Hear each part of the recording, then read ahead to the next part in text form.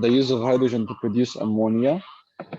Now, the second application is electricity generation, which was already discussed before, but now we're going to take an example of a full system.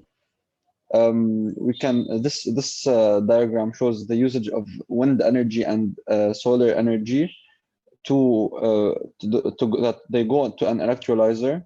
We also need a backup generator in case of any malfunctioning or in case of unavailability of renewable resources. The control switch controls the input of electricity to the electrolyzer, which is used to produce hydrogen, and then it's stored to be supplied directly to a fuel cell whenever needed. And then this fuel cell would be the main provider of electricity to the demand, to a house or wherever electricity is needed. And in this way we can this is, for example, an overview of a system that can provide electricity reliably because it has also a backup generator, and it is mostly carbon free if we rely mostly on the renewable sources, and if the backup generator was only for emergencies. And now we're going to continue with the other applications of hydrogen with Ali.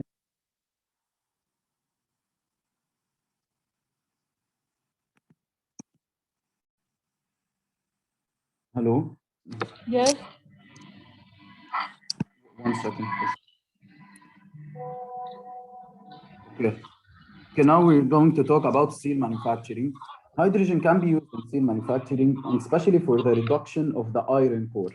Hydrogen is an alloying element which enables a greater strength ductility balance in Fe, Cr, and I-based stainless steel. As we can see on the graph on the left, this is the stress-strain response, which shows that when the alloy is H charged or hydrogen charged, the strength improves and the solid solution hardens. On the right, there is a representation of strength ductility balance, which also shows that H charged material has an increase between 12 and 28% in its ductility. Okay, next, please. Okay, electronics. We know that hydrogen is extensively used for electronics manufacturing, especially for semiconductors and display, LEDs, and photovoltaic application segments. In addition to that, hydrogen can be used in electronics industry as a protective and carrier gas, deposition process in deposition processes, and in cleaning and etching. Next. Okay, fuel production. As we can see in this slide, this is the process of processing crude oil into gasoline and diesel and separating impurities. By adding hydrogen to crude oil in a catalytic reformer, okay, so the three stabilizers and this entire setup is a catalytic reformer. First, we feed it with crude oil, and through heating and stabilizing, we then obtain gasoline and diesel. We are trying to separate the impurities. And the most important aspect is the hydrogen separator. This is our focus. Hydrogen in this stage can be extracted and recycled to be used again as in the hydrogen cycle for this crude oil processing, which makes it less harmful for the environment. And we also pay attention to the final stabilizer column on the right, since this is the last stage where we can obtain butane and methane and then get rid of the reformate, which is the residue, and then we use the hydrogen again for the cycle. Next, please. In this slide, this is the appropriate plan. When researching, we found that this diagram represents a very good and efficient plan if we want to have a system that can sustain the demands of a future hydrogen economy. As we can see on the left, we can use nuclear power, renewables, conventional storage, and fossil fuels to produce electricity. This electricity can be used with, in addition to H2O water, to produce hydrogen. At this point, we have hydrogen generation, which can be used in transportation, synthetic fuels, upgrading oil, biomass, and in many other applications. The hydrogen can be used as well to be recycled for power generation, which in turn then also produces electricity, which helps hydrogen production. And this was our presentation. Thank you for listening, and we are ready for any questions.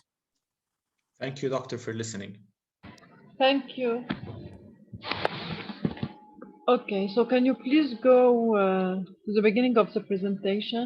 ما في numbers last slide, so please you should put numbers so I can ask you after. Now it's fine.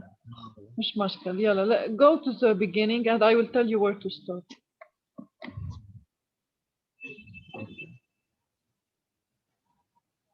Okay, can you move down, please?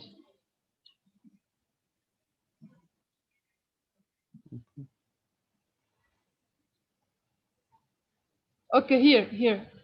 Stop, please, stop. Before. Slide. Before. Yes, before. Before this one. Yes, this one, for the one of the graphs, Okay. Okay, Ali, can you please explain the graphs here and what are we comparing in these two graphs? Yes, okay. In these graphs, we have two materials we talked about, which are A and B.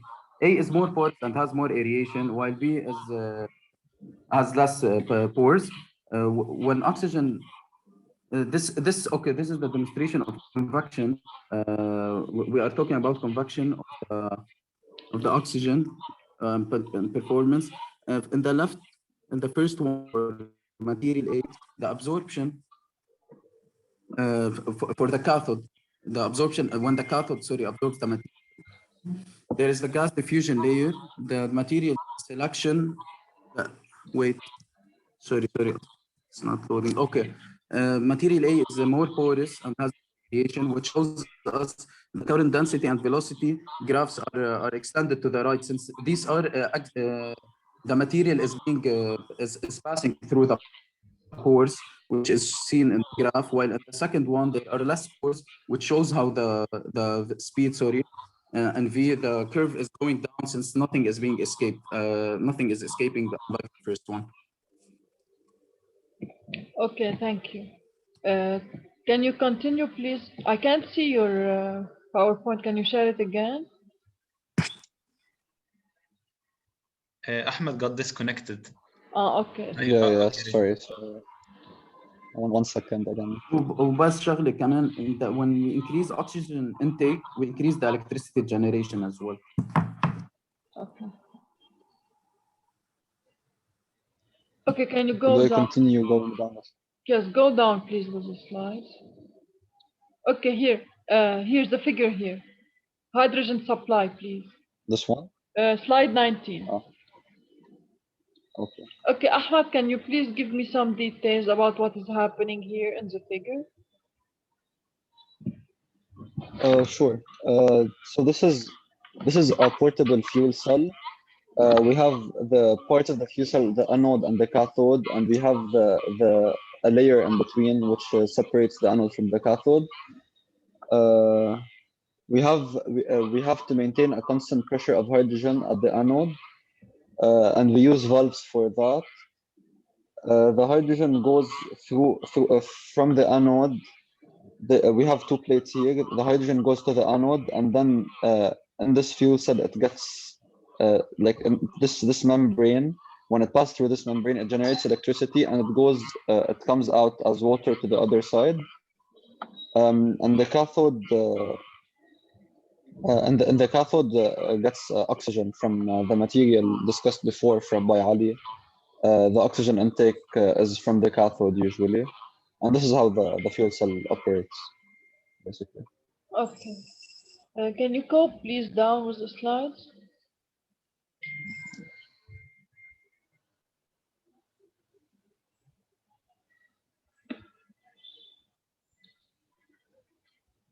Okay. Just 24. Stop in slide 24, please. All gasification. Yes. So Peter, can you please explain the different steps here? Yes, sure. Here coal is used to produce a syngas mixture, which can be reformed to obtain hydrogen. However, this technology is one. It is polluting in terms of. It is a technology, one of the most polluting technology for hydrogen production, as the usage of coal generates numerous gases that are harmful to the atmosphere. In the production, we mainly. Do you hear me, doctor? Yes, I hear you. Okay. And the production of through gasification, we only care about the hydrogen. We have some CO and ammonium hydrogen. But since we produce CO, as you see, and NH3 and nitrogen also as well, it demands a lot of processes like air separation, which are costly and can be harmful to the atmosphere. So we only take H2. Okay. Okay, can you go please down with the slides?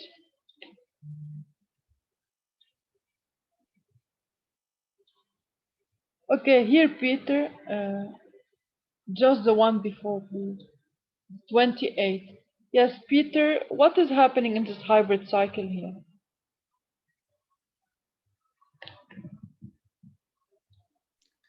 Okay, this hybrid sulfur cycle, it has the first stage is electrolyzer. It has specific equipment. It takes H2O, and through the electrolyzer we have H2 as a product. It takes so many hydrocarbons like H2SO4, for example. Through the decomposer, we have SO2 and O2 and H2O. Through heat recovery and condensing, we separate SO2 and O2. And here in the separation step, we have O2 separated as well. H2SO4 and H2 goes in the electrolyzer. By the supply of H2O, we produce H2. Yeah, mainly that's it. Okay, thank you. Thank you, guys. Bye-bye. Thank you.